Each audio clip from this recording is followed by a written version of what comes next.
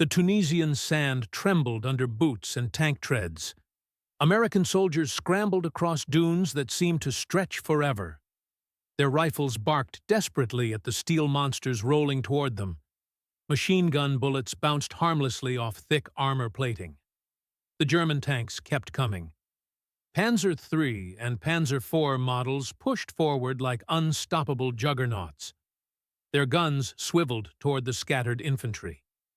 One young soldier pressed himself against a boulder.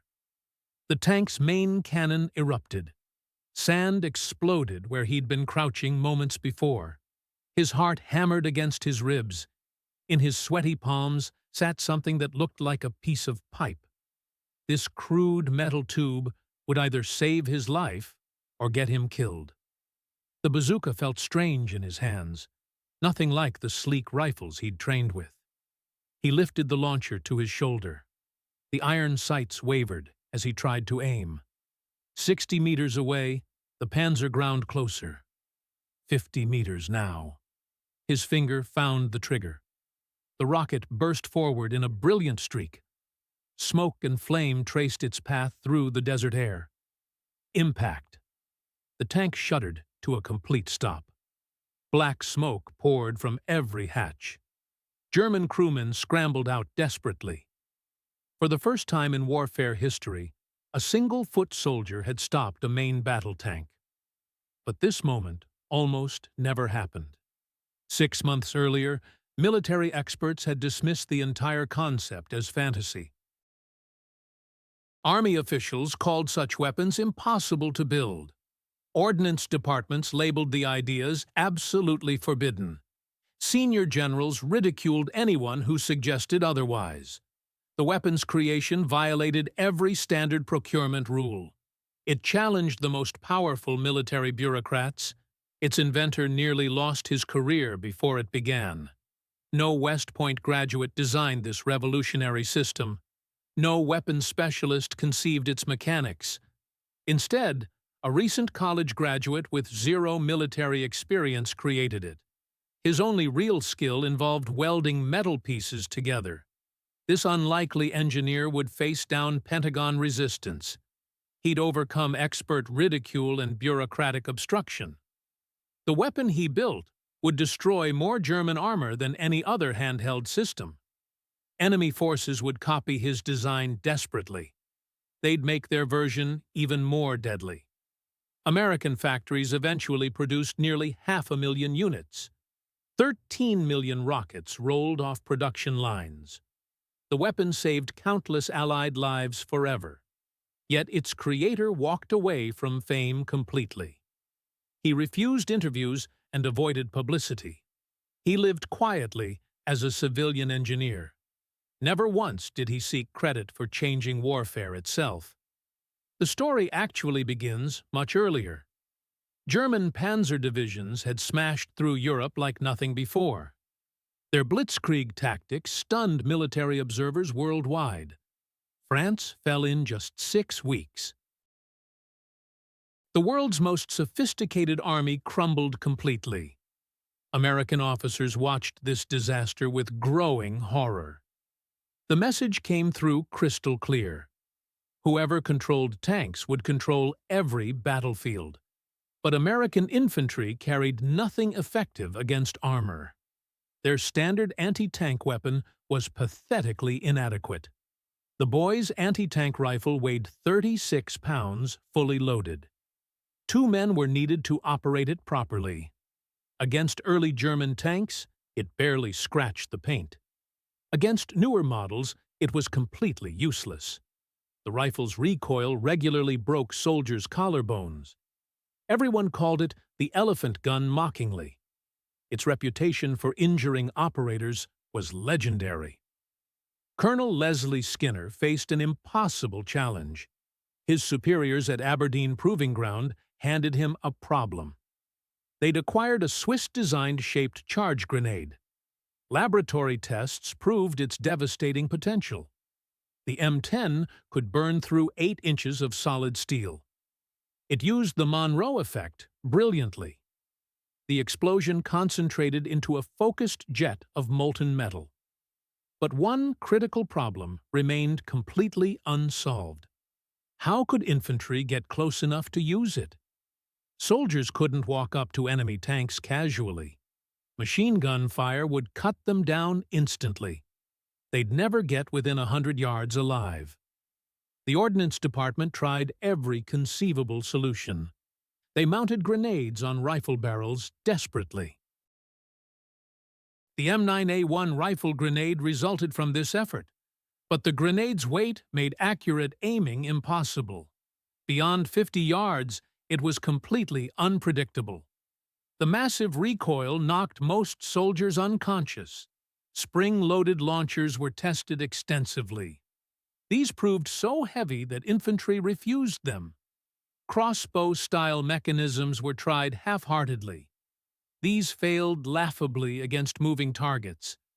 Month after month, failures piled up everywhere. Aberdeen's testing yards filled with twisted metal.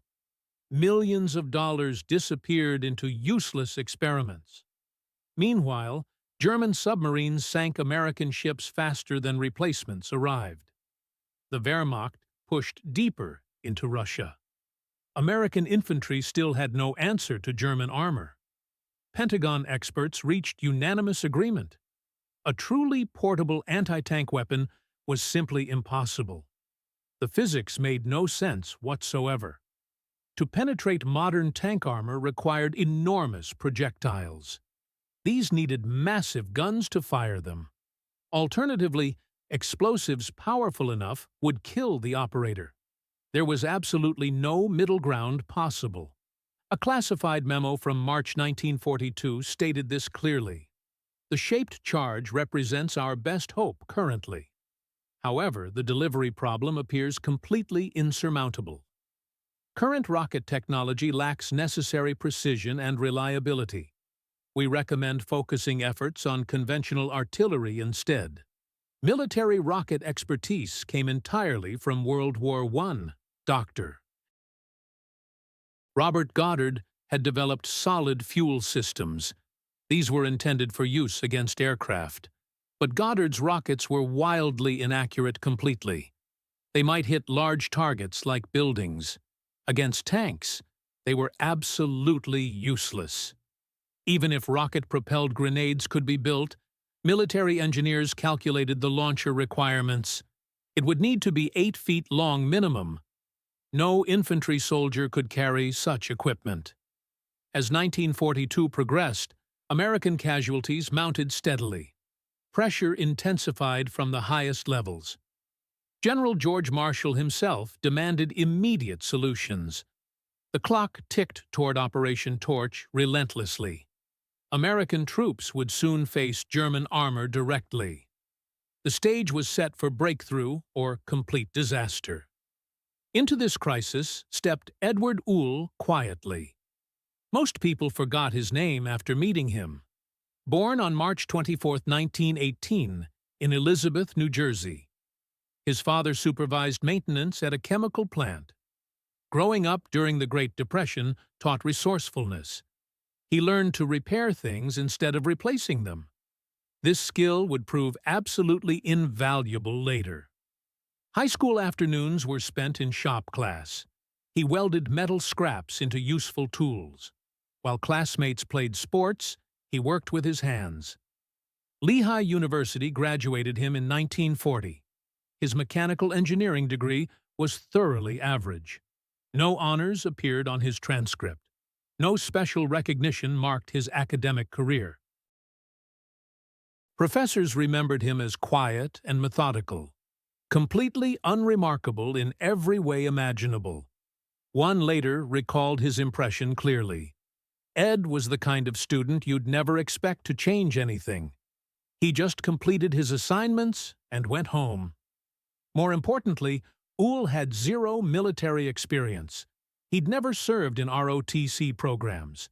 He'd never handled military weapons systems. He'd never even been camping outdoors. His only qualification was understanding how things worked mechanically. He possessed an unusual welding talent. Summer jobs at his father's plant developed this skill. In early 1942, The Army desperately sought engineering talent. Uhl received his commission as a first lieutenant. The Ordnance Corps accepted him reluctantly. He reported to Aberdeen Proving Ground on March 15th. His single suitcase contained everything he owned. His uniform didn't quite fit properly. Colonel Leslie Skinner assigned the newcomer to thankless busy work. He would work with Dr. Goddard's old rocket designs. The assignment involved adapting them to the M10-shaped charge. This was really just make work for the rookie. More experienced engineers tackled the real problems. Skinner later admitted his low expectations. "I didn't expect much from Uhl, honestly. He was fresh from college completely. He had no weapons experience whatsoever. Frankly, he seemed overwhelmed by everything around him. I gave him the rocket project to teach him how things worked." For weeks, Uhl struggled with identical problems. More experienced colleagues had faced these same issues. Goddard's rockets were 60 millimeters in diameter. This made them too large for practical infantry use. They required complex ignition systems that frequently failed. Most critically, they needed impossibly long launching tubes. Only this could achieve necessary accuracy. But Uhl approached the problem completely differently. Experienced engineers focused on improving Goddard's existing designs. Uhl went back to fundamental basics instead. He spent countless hours in Aberdeen's machine shop. He wasn't designing complex mechanisms at all. Instead, he tried understanding why current systems failed. The breakthrough came during a routine test firing. This happened in April 1942, unexpectedly. Uhl was examining a rocket that had misfired. He noticed something the experts had completely missed. The rocket's exhaust wasn't just propelling the projectile forward, it was creating dangerous backblast simultaneously. This would injure anyone standing behind the launcher. But what if, Uhl wondered quietly, this backblast could be controlled somehow?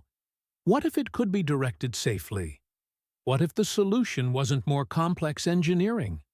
What if brutal simplicity was the answer instead? That night in Aberdeen's machine shop, Lieutenant Edward Uhl began sketching. His forbidden solution violated every principle of military engineering. Working after hours in Aberdeen's machine shop, Uhl broke every established rule. Instead of following standard procedures, he improvised constantly. Instead of complex mechanisms, he chose brutal simplicity. Instead of expensive materials, he used whatever was available. His design was almost insultingly basic. A 5-foot length of ordinary steel tubing, 60 millimeters in diameter throughout. Crude iron sights were welded to the top. A simple wooden stock attached to the bottom. The entire weapon looked like amateur shop class work. It resembled plumbing equipment more than military hardware. Sergeant Bill Morrison assisted Uhl in the machine shop. He later recalled his initial impression vividly. It resembled a piece of plumbing more than any military weapon. I honestly thought the lieutenant had lost his mind completely. This thing looked like junk compared to sophisticated weapons. Other engineers were developing much more impressive systems, but Uhl's forbidden innovation lay in solving the backblast problem. Traditional rocket launchers were closed systems completely. The rocket fired forward while exhaust had nowhere to go. This created dangerous pressure buildup that was lethal. Uhl's design was open at both ends. The rocket fired forward while exhaust shot harmlessly backward. This created a recoilless system that wouldn't injure operators. Even more heretical was his approach to accuracy. Other engineers tried creating longer and longer barrels. Uhl realized infantry combat happened at close range. His launcher only needed accuracy to about 300 yards. This was well within his crude tube design's capabilities. On May 14, 1942, Uhl conducted his first secret test. He and Sergeant Morrison drove to Aberdeen's abandoned section. They arrived at dawn carrying the improvised launcher. A single rocket completed their test equipment. Morrison set up a junked car as target. Uhl prepared the weapon with trembling hands. Morrison wasn't sure the contraption would work properly. He thought it might blow up in their faces. The lieutenant was nervous as hell, obviously, but he was determined to try it anyway. Uhl shouldered the launcher and aimed at the car. 60 yards separated them from the target. He squeezed the simple electrical trigger he'd rigged up. The rocket streaked forward with a whoosh of flame. Smoke trailed behind it dramatically. It struck the car's hood with a tremendous bang. When smoke cleared, results were visible immediately. A perfectly round hole punched clean through the engine block. "Holy hell," Morrison whispered in amazement. "It actually works perfectly." But their celebration was extremely short-lived. Within hours, word reached Colonel Skinner's office. The colonel was absolutely furious about the unauthorized test. "That is absolutely forbidden," Skinner shouted angrily. Uhl reported to his office that afternoon. The dressing down continued for 20 minutes straight. "You cannot conduct weapons tests without proper authorization. You cannot modify military equipment without engineering approval. You absolutely cannot waste valuable resources on amateur experiments." Skinner threatened court-martial, reassignment, and discharge. Other officers heard the colonel's voice echoing. It carried down the hallways clearly. Uhl thought his career was over immediately. The colonel made it clear his actions were completely unacceptable. They violated every military standard imaginable. But Skinner's anger masked growing curiosity. That crude steel tube had achieved something expert engineers couldn't. Despite his fury, the colonel couldn't ignore results. Within 48 hours, Skinner's anger transformed into intrigue. Despite his public condemnation of Uhl's unauthorized test, curiosity won. The colonel quietly ordered subordinates to analyze results. The hole in that junked car was perfectly round. Clean edges indicated complete armor penetration capability. No other handheld weapon achieved such results. On May 16, 1942, Skinner summoned Uhl back. This time the colonel's tone was completely different. "Lieutenant, I want you to demonstrate your device properly. Under controlled conditions this time. If it performs as preliminary reports suggest, we might have something." Word of the upcoming demonstration spread quickly. Aberdeen's officer corps buzzed with anticipation. The Ordnance Department's most senior experts gathered. Many expected to witness a spectacular failure. Among them was Brigadier General Gladian Barnes. He was Chief of Research and Development. His approval could make or break any weapon system. The test was scheduled for May 20, 1942. Aberdeen's main firing range would host the demonstration. Uhl spent intervening days refining his design. He welded together 3 more launchers. A dozen rockets were prepared carefully. But he had no budget whatsoever. No official support existed at all. Everything was improvised from spare parts and scrap metal. Other weapons being tested cost hundreds of thousands. Major Frank Stevens attended the demonstration. He remembered the contrast vividly years later. Ed Uhl's contraption looked like it cost about $25. As senior officers assembled on the viewing platform, Uhl prepared. His hands trembled as he set up. General Barnes and his staff watched skeptically. The young lieutenant explained his crude weapon nervously. The contrast was absolutely stark. Distinguished general officers in pressed uniforms. They observed a nervous kid with apparent junk. The target was a captured German Panzer III tank. It was positioned 100 yards downrange. For months, Aberdeen's engineers had tried penetrating its armor. Every single attempt had failed completely. Uhl shouldered his launcher and aimed carefully. He fired with absolute precision. The rocket streaked across the range perfectly. It struck the Panzer's turret with thunderous crash.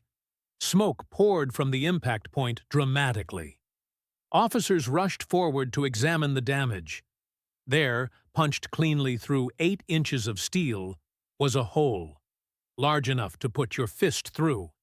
The viewing platform erupted in complete chaos. "That's impossible," shouted Colonel James Patterson. Aberdeen's senior ballistics expert was stunned. "No handheld weapon can penetrate that much armor." Major William Clark from Ordnance Technical Division protested. "The test must be flawed somehow. There's no way a simple tube can achieve this. Our sophisticated weapons cannot do what this accomplished." Dr. Robert Morrison was the Army's chief rocket scientist. "This violates every principle of weapons design," he declared. "The launcher is far too short. The sighting system is too crude. The entire concept is fundamentally unsound completely." The room erupted in heated arguments. Senior officers debated what they'd just witnessed. Some dismissed it as a lucky fluke. Others questioned Uhl's methodology extensively. Several demanded immediate investigation into his irregular procedures. But General Barnes remained silent throughout. He studied the hole in the German tank. Finally, he raised his hand for quiet. "Gentlemen," Barnes said slowly and deliberately, "I don't care if this weapon violates textbook principles. I don't care if it looks like plumbing equipment. I don't care if Lieutenant Uhl built it in his garage." He turned to face the assembled officers. "What I care about is simple. It works perfectly." The general walked over to Uhl directly. The young officer stood at attention. He was still uncertain about his fate. "Lieutenant," Barnes said quietly, "how quickly can you build 1,000 of these?" But the bureaucratic battle was far from over. Within days, formal objections poured into Barnes's office. They came from across the Ordnance Department. The Ballistics Division submitted a 14-page report. It explained why Uhl's weapon was theoretically impossible. The engineering section demanded extensive testing first. The procurement office insisted on competitive bidding. Established defense contractors should be involved. "The Army doesn't work this way," one memo stated. "We cannot abandon established procedures carelessly. A single demonstration by an inexperienced officer isn't enough." General Barnes faced a critical choice. Follow standard military procurement processes that took months, or gamble on an untested weapon design. A kid fresh from college had created it. On May 25, 1942, Barnes made his decision. He classified Uhl's weapon as emergency war development. Immediate production of 5,000 units was authorized. The bazooka was officially born. Production began at absolutely frantic pace. General Electric received the manufacturing contract. Even America's industrial giants struggled with unconventional requirements. Launch tubes had to be perfectly straight. Any imperfection sent rockets spiraling wildly off target. The electrical firing system needed reliability everywhere. Mud, sand, and snow couldn't stop it. Most challenging of all was individual testing. Each weapon required calibration separately. Harold Mitchell was GE's chief engineer on the project. "We'd never built anything like it," he recalled. "This wasn't precision manufacturing at all. It was controlled improvisation on industrial scale." By September 1942, first production bazookas emerged. Assembly lines rolled them out steadily. Each launcher weighed just 13 pounds, light enough for one soldier to carry easily. The complete system cost exactly $740. This included rockets and all accessories, a fraction of conventional anti-tank gun prices. But could Uhl's crude design actually work in combat? The first test came sooner than expected. Operation Torch was the Allied invasion of North Africa. It was scheduled for November 8, 1942. American troops would land on hostile beaches. Immediate counterattacks from German armor were expected. There would be no time for extensive training.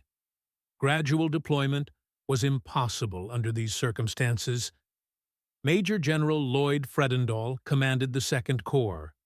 He received 2,500 bazookas just 3 weeks before invasion.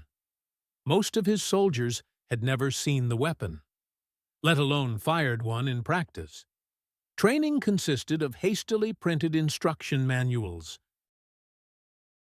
Brief demonstrations by a few officers followed.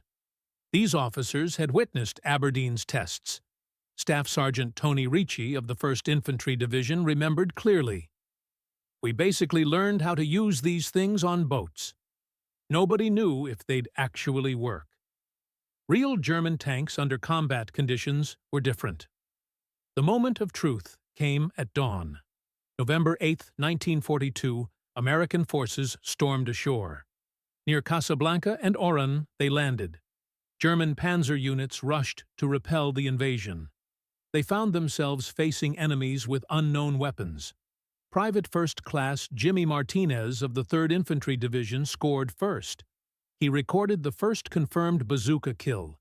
At 06:45 hours near Oran, it happened. His target was a Panzer III tank. It was moving to counterattack the American beachhead. Martinez fired from 60 meters range. He struck the tank's turret perfectly. The entire crew died instantly. "I couldn't believe it worked," Martinez wrote home. "One shot from this pipe stopped that German tank dead." Other panzers turned around and retreated immediately. Within hours, reports flooded Allied headquarters. American infantry units were stopping German armor. Their effectiveness was completely unprecedented. Tank crews who had dominated European battlefields suddenly found vulnerability. Common foot soldiers with simple steel tubes threatened them. Lieutenant Colonel James Gavin of the ATC 2nd Airborne reported, "My battalion knocked out 7 German tanks. 2 hours using bazookas accomplished this. Previously, we would have required direct artillery support. The weapon has completely changed infantry tactics." The psychological impact on German forces was immediate. It was also completely devastating. Panzer crews had operated with near impunity since 1939. Suddenly they faced tank-killing weapons everywhere. Every American soldier potentially carried one. Tank commanders began hesitating before advancing. They looked for bazooka teams in every shadow. Oberst Heinrich Müller commanded the 10th Panzer Division. He captured German reaction in his after-action report. "The American infantry now possesses devastating anti-tank weapons. Our armor can no longer operate with confidence. Urban or broken terrain is especially dangerous." This development represents a fundamental shift. Battlefield dynamics have changed completely. But the most telling evidence came from German intelligence. Within weeks of the North African landings, Wehrmacht engineers began studying captured bazookas. They showed intense interest in every detail. By February 1943, German forces had recovered enough examples. Reverse engineering of the design began immediately. The result was the Raketen Panzerbüchse 43, better known as the Panzer Schreck. Essentially, an enlarged copy of Uhl's design. An 88mm warhead replaced the bazooka's 60mm round. The Germans literally copied Uhl's impossible weapon. They made it even more powerful. General Barnes noted in his post-war memoirs, "The fact that Germans immediately copied our design proved effectiveness, better than any statistics could. When your enemies steal your weapons, you know something special exists." The numbers told the complete story. In North Africa, bazookas achieved 73% hit rates against German armor under 100 meters. Tank kill ratios improved dramatically everywhere. American infantry previously required support from tank destroyers. Artillery was needed to stop German armor. Small teams with bazookas could now engage directly. Combat reports from Tunisia showed impressive results. Bazooka teams destroyed German tanks at nearly 2 per day.